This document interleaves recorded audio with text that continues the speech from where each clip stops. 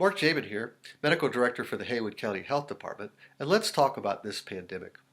You may be aware that last week, an official from the World Health Organization made the comment that spread from infected but asymptomatic people is rare. And yet, other estimates say up to 50% of transmission is from asymptomatic people. So what gives? Well, today, what does this seeming discrepancy mean for us in Western North Carolina? The current understanding has been that an infected person begins to shed virus a couple of days before symptoms start, and sheds the most virus in the first few days when symptoms are mild and ramping up. Obviously, this is the time when the risk of spread is the greatest. In those first couple days, this person looks just like anyone who is not infected, but in reality they are pre-symptomatic before symptoms show. A truly asymptomatic person never develops symptoms, and it's hard to know who that is. And it's unknown just how many people never develop symptoms, or just how infectious this person really is. The early estimates came from the Princess cruise ship, where everyone on board was tested. Nearly 50% of those who tested positive had no symptoms at the time of the test, but many of those went on to develop symptoms within a few days. It has been estimated that anywhere from 18 to 45% of infected people are truly asymptomatic. The actual number is unclear, but the important thing is this: it is not zero. WHO officials clarified their previous statement, which was intended to talk about the truly asymptomatic, not including the pre-symptomatic. And we don't yet know the answers for this group of asymptomatic people.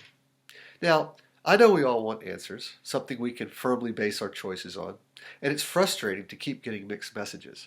But we must all remember we've only been at this a very short time, just a couple of months. And we can only make decisions based on the best information we can know at that time. And we're learning more each and every day. And it's going to keep changing at a fast rate. Just expect this. Your persistence and patience to adapt is really important to dancing well. And another thing, the WHO comments were also based on a couple of small studies. And as we've talked about before, beware small studies. Nothing wrong with a well-done small study. It's just the smaller the numbers, the greater the chance that what looks correct is really misleading, just by chance. It's not necessarily the fault of the study. It's just the way statistics and studies operate. And beware news stories based on small studies that have not been published or not peer-reviewed yet. You know, in our wish for something hopeful, there is unfortunately a lot of this going on right now. So what does this mean for us practically?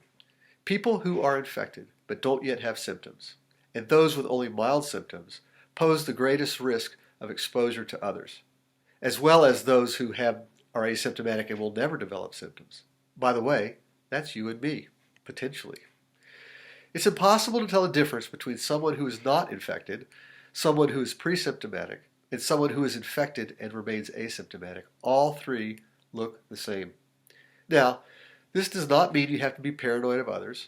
This does not mean you can't go out and about, but it does mean you consider your choices carefully. The message remains: be vigilant. Reduce your risk.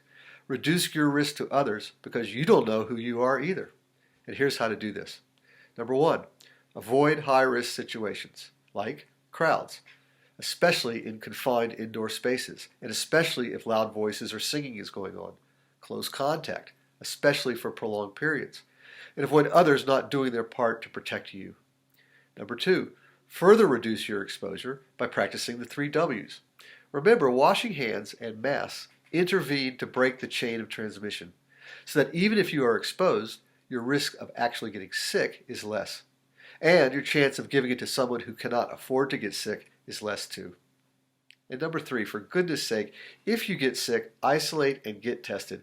Please don't go out and about.